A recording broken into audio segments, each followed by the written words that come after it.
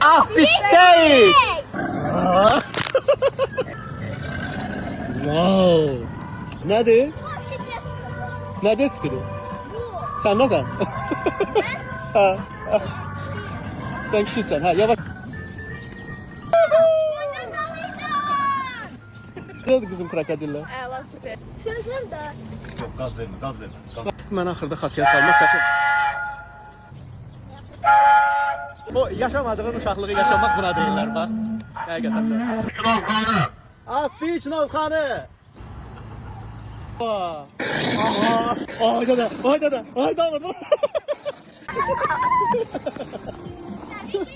Məni ye, onu ye, onu ye. Orada. Gülaveri yemişti bana Davut. Neyine düz? Öldürdü dinozavru. Ahsan! Dinozavru öldürdüler.